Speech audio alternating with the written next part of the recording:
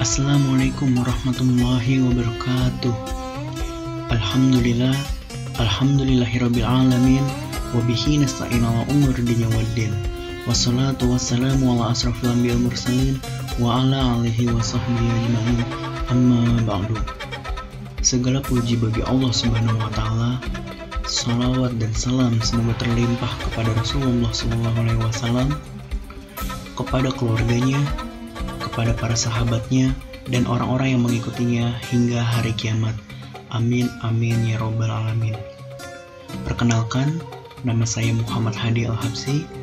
Di sini saya dari kelas KPI 4F yang akan menjelaskan hadis tentang niat, yang dimana ini merupakan salah satu kewajiban untuk memenuhi tugas UTS mata kuliah hadis, sebagaimana yang telah dijelaskan pada bab 3 ikhlas beramal, subbab pertama niat atau motivasi beramal. Terdapat hadis yang menjelaskan tentang niat yang berbunyi anna umaro anna Rasulullah sallallahu alaihi wasallam qala innamal a'malu binniyah wa innamal lirimyin manawa faman kana hijratuhu ilallahi wa rasulih fa hijratuhu ilallahi wa rasulih wa man kana hijratuhu dunya yusibuha aw imra'atin yankihuha fa hijratuhu illa ma hajara ilaihi rawahul Bukhari wa Muslim. Yang artinya Umar bin Al-Khattab meriwayatkan bahwa dia mendengar Rasulullah bersabda, sesungguhnya sah atau tidaknya suatu amal bergantung pada niatnya. Yang dianggap amal setiap orang apa yang diniatkan. Siapa berhijrah semata-mata karena taat kepada Allah dan Rasulullah, hijrah itu karena Allah dan Rasulullah.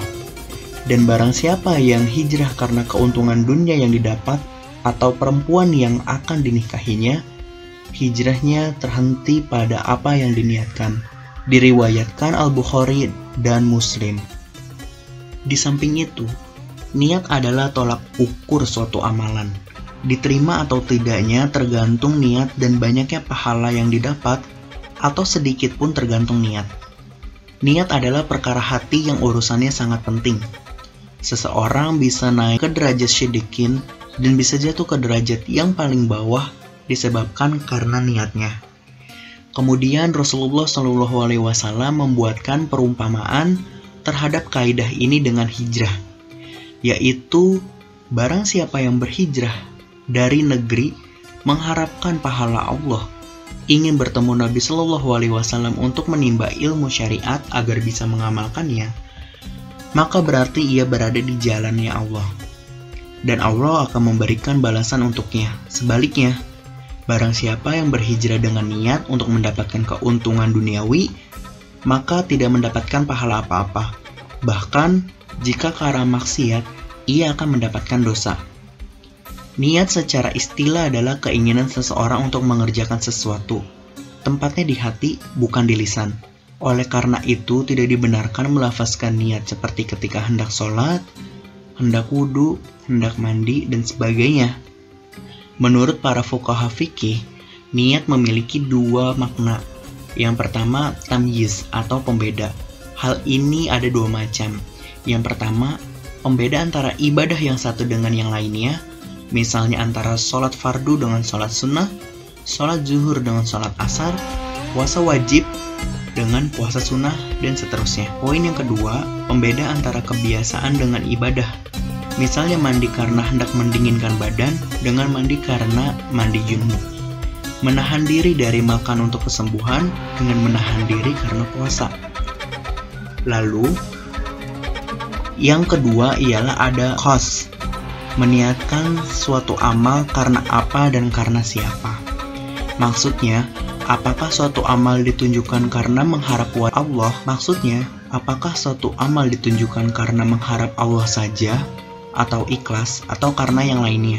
Atau apakah ia mengerjakan karena Allah dan karena yang lainnya juga atau tidak? Lalu masuk ke poin hukum niat.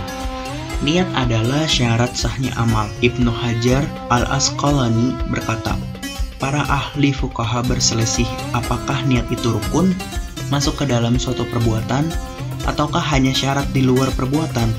Yang kuat adalah bahwa menghadirkan niat di awal suatu perbuatan adalah rukun. Sedangkan istihab hukum menggandengkan dengan suatu perbuatan, tidak berniat yang lain atau memutuskannya adalah syarat.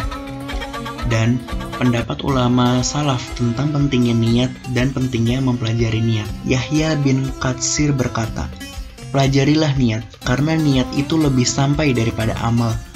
Abdullah bin Abi Jamrah berkata, aku ingin kalau seandainya di antara fuqaha ada yang kesibukannya hanya mengajarkan kepada orang niat mereka dalam mengerjakan suatu amal dan hanya duduk mengerjakan masalah niat saja. Sufyan Ats-Tsauri berkata, dahulu orang-orang mempelajari niat sebagaimana kalian mempelajari amal. Sebagaimana dikatakan oleh Yahya bin Katsir di atas bahwa niat lebih sampai daripada amal. Oleh karena itu, Abu Bakar Asy-Siddiq radhiyallahu anhu dapat menggulungi orang-orang Khawarij dalam hal ibadah karena niatnya. Di samping itu, amal yang kecil akan menjadi besar karena niatnya, sehingga memang Abu Bakar Asy-Siddiq dan sahabat Rasulullah dikalahkan ibadahnya oleh Khawarij, tetapi para sahabat menggulungi mereka karena niatnya. Ibnu Hamzah mengatakan, niat itu rahasia suatu ibadah dan ruhnya. Apa maksud Nabi Shallallahu Alaihi Wasallam? Amal itu tergantung niat. Maksudnya adalah sahnya suatu amal dan sempurnanya hanyalah tergantung benarnya niat. Oleh karena itu, apabila niat itu benar dan ikhlas karena Allah Subhanahu Wa Taala, maka sah pula suatu amal dan akan diterima dengan izin Allah Subhanahu Wa Taala. Atau bisa juga maksudnya adalah diterima atau ditolaknya, mubah atau haramnya, tergantung niat. Lalu, apa maksudnya sabda Nabi Shallallahu Alaihi Wasallam dan seseorang hanya mendapatkan apa yang diniatkannya? Maksudnya adalah seseorang yang mendapatkan pahala atau siksa terhadap amalnya tergantung niatnya. Apabila niatnya baik, maka akan diberi pahala. Sebaliknya, jika tidak baik, maka akan mendapatkan siksa.